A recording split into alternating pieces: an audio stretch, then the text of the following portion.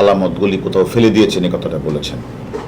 এটা আমরাও জেনেছি, সে কারণে আমরা আদালতের কাছে ইতিমধ্যেই আমরা তাকে আরও অধিকতর জিজ্ঞাসাবাদের জন্য আমরা তাকে একটা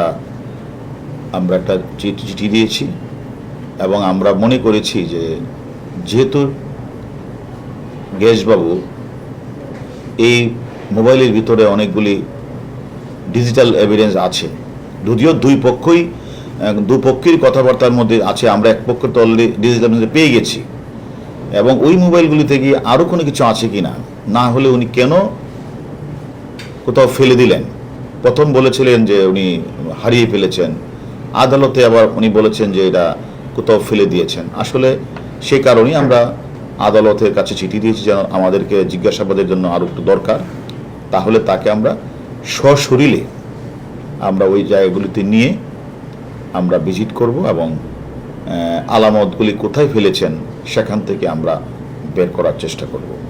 আমরা মনে করি আদালত যদি আমাদেরকে ওই সুযোগটি দেয় তাহলে আমরা আলামতগুলি, ওই আলামতে ডিজিটাল এভিডেন্স সহ অনেক কিছু থাকতে পারে, সেগুলি আমরা চেক করব এবং উদ্ধার করার চেষ্টা করব। আর মিন্টুর যে আপনারা রিমান্ড শেষ না হতেই কারাগারে পাঠিয়ে দিয়েছেন, এটা কেন করেছেন? মানে এটা কি কোনো চাপে পড়ে না আসলে দেখেন, মানে আসলে এখানে আইনের কোনো ব্যত্যয় হয় নাই।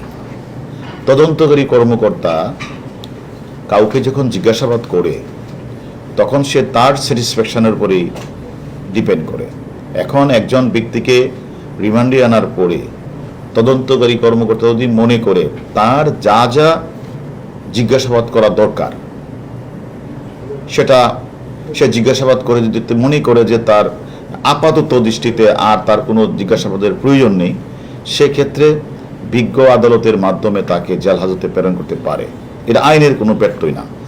আবার আরও তথ্যপত্র কালেকশন করে তদন্তকারী কর্মকর্তা যদি মনে করে যে তাকে আরও কিছু জিজ্ঞাসাবাদ করা আমার প্রয়োজন, সেক্ষেত্রে তদন্তকারী কর্মকর্তা তাকে আবার এনে জিজ্ঞাসাবাদ করার সুযোগ পেতে পারে এবং সে সবসময় এই সুযোগটা পাবে। একটা বিষয় হচ্ছে যে মিন্টু গ্রেপ্তারের পর থেকে মনে হচ্ছে নানান ধরনের চাপ অনুভব হচ্ছে, কারণ আপনাদের তৎপরতা আমরা অনেকটা আমি একটা কথা, নানান গণমাধ্যমে আমরা পর থেকে কি আপনারা চাপে আছেন? আমরা মনে করি যে আমরা এর আগেও আপনারা জানেন মতিঝিলের টিপু মার্ডার, কামবাঙ্গিরি চোরের শিল্পপতি হত্যা, ফারদিন হত্যাকাণ্ড সব অনেক হত্যাকাণ্ডের ঘটনা কিন্তু ঢাকা শহরে ঘটেছে।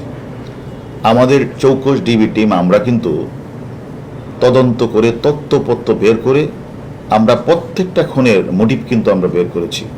তেমনিভাবে আমাদের বাংলাদেশের একজন সাংসদ কলকাতার মাটিতে খুন হয়েছে, সেই হত্যাকাণ্ডের বিষয়ে কিন্তু আমাদের ডিবির টিম নিরলসভাবে রাত দিন তারা পরিশ্রম করে তারা তদন্তে ক্লু বের করার চেষ্টা করছে। এবং আপনারা জানেন আমরা আমাদের তথ্যপত্রের ভিত্তিতে আমরা নেপালে গেছি, নেপালে সেই সিয়ামকে গ্রেপ্তার করা হয়েছে।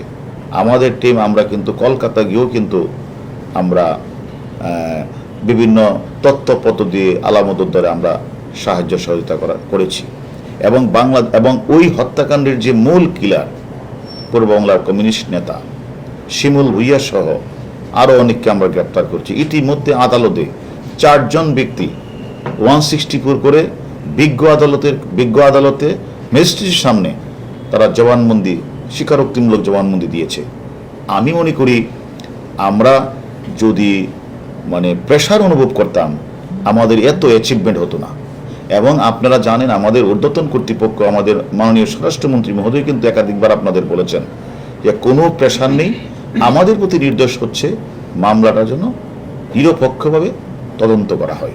এবং আমি মনে করি আমরা নিরপেক্ষভাবে আমাদের ডিবির চৌকস টিম, তদন্তকারী কর্মকর্তা রাত দিন 24 ঘন্টা পরিশ্রম করছে, আরও যে আসামি আছে তাদের গ্রেপ্তারের চেষ্টা করছে। আমরাও মনে করি কোনো নিরপরাধ ব্যক্তিকে এই মামলায় হয়রানি করা হবে না, অযথা ডাকাডাকি করা হবে না। সুস্পষ্ট তথ্য প্রমাণের ভিত্তিতেই তদন্তকারী কর্মকর্তা যাকে প্রয়োজন মনে করবে তাকে আদালতের অনুমতি নিয়ে জিজ্ঞাসাবাদ করবে।